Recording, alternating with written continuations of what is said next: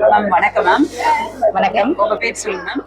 என்னோட பேரு முனைவர் ராஜேஸ்வரி. நான் இணை பேராசிரியர் சோனா தொழில்நுட்ப கல்லூரியில வேலை செய்யறேன். மேம் இப்ப நம்ம சோனா குரூப் பொறுத்த வரைக்கும் பாத்தீங்க அப்படின்னா இங்க என்ன மாதிரி பொருட்கள்லாம் காட்சிப்படுத்தி நம்ம வச்சிருக்கோம்?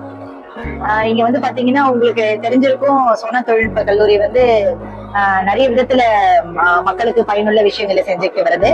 அதுல இப்ப பாத்தீங்கன்னா கிராமப்புறத்துல இருக்கிற வேளாண் தொழில் செய்யக்கூடிய மக்களுக்கும் அதை ஒரு மூலதனமா வச்சு தொழில் செய்யக்கூடிய பெண்களுக்கும் எல்லாருக்கும் இதுல ஒரு ட்ரைனிங் ப்ரோக்ராம் கொடுக்கறதும், இதுல மதிப்பு கூட்டு பொருட்கள் கொண்டு வரதும், அதை காட்சிப்படுத்துறதுக்காக இன்னைக்கு நாங்க இங்க வந்திருக்கோம். இப்ப இந்த சிஐ ஸ்பான்சர் பண்ணிருக்க தமிழ்நாடு கவர்மெண்டோட இணைஞ்சு நடக்கிற இந்த அக்ரி கனெக்ட்ல சோனா தொழில்நுட்ப கல்லூரி இன்னொரு மைல்கல்ல பதிச்சிருக்குன்னு நான் நம்புறேன்.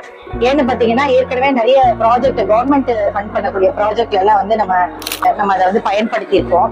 அக்ரி பிபிஓ அப்படிங்கிற ஒரு ப்ராஜெக்ட்ல பாத்தீங்கன்னா அதாவது விவசாயிகளுக்கு பயனுள்ள தகவல்களை கொடுக்குற மாதிரி அங்கங்க மையங்கள் அமைச்சு, பிபிஓ அக்ரி பிபிஓ அப்படிங்கிற மையங்களை அமைச்சு, அது கம்ப்யூட்டர் பேஸ்டு மையங்கள், அது மூலமா அவங்களுக்கு நிறைய சேவைகளை வழங்கிட்டு வந்திருக்கோம்.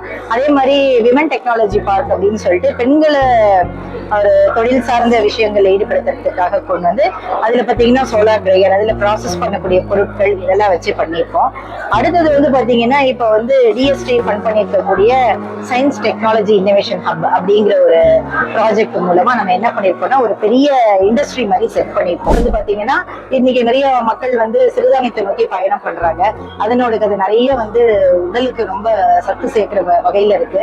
இப்ப நாங்க ட்ரைனிங் எல்லாம் கண்டக்ட் பண்ணும் போது எங்களோட ஒரு ட்ரைனிங்கா இங்க வந்தவங்க தான் யுவராணி அப்படிங்கிறவங்க ட்ரைனிங் எடுத்துக்கிட்டு அதை அவங்க ஒரு தொழிலா முன்னெடுத்து இன்னைக்கு அவங்க ஒரு கம்பெனியா அதை ரெஜிஸ்டர் பண்ணிருக்காங்க. யுவா ஃபுட்ஸ் அப்படிங்கிற பேர்ல இவங்க அருமையா பண்ணிட்டு இருக்காங்க.